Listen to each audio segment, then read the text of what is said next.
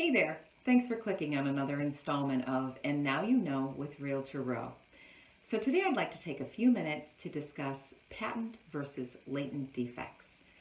And I know you don't hear those words very often, but you will when it comes to the real estate transaction. First, patent. It means what do you see? When you are touring a home, those things that are detrimental are considered patent defects. Latent defects are things that would be discovered after the home inspection, when the home inspector is crawling around, looking behind things, looking up in the attic. Those things that he discovers are the latent defects. Those are things you couldn't possibly have known existed. When you review a purchase agreement, you'll actually read the word latent in a couple of places, and that simply tells you that when the home inspection is done, those things that are considered latent defects, in other words, things that you couldn't possibly have seen, are taken into account, and they can be negotiated at that time. They can also be used as the basis to void a contract. So you can understand why it is important that you do recognize what's patent and needs to be addressed at the time you write the offer versus what's latent and can be addressed later. So to give you an example, let's say when you walk up to a home, there's a tarp on the roof. There are shingles laying on the ground. It's pretty obvious that the roof needs to be replaced. And so you're going to take that into consideration at the time that you write the offer.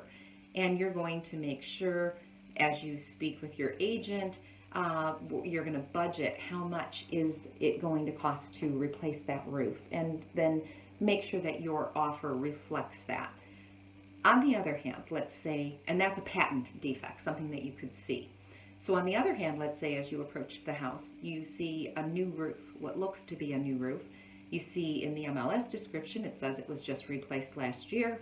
And so you're thinking you do not need to address the roof for many, many years to come. And so when the home inspector goes up in the attic, however, he finds there's actually water intrusion. And perhaps the roofing company didn't install something correctly. So in that case, that's a latent defect because no one could have possibly known about that. And so it is interfering with the soundness of the home. And the two things to always remember after a home inspection is what is preventing you from being delivered a safe and sound home, because that's always what we want to do, is make sure that our buyers have a safe home and a sound home. So that is pretty much a quick little encapsulation of how patent and latent defects play into the process. So if you have something that you would like answered, click and put it in the comments, and I'll look into answering that in the next segment, or just shoot me a message. Thanks for listening. Enjoy your day.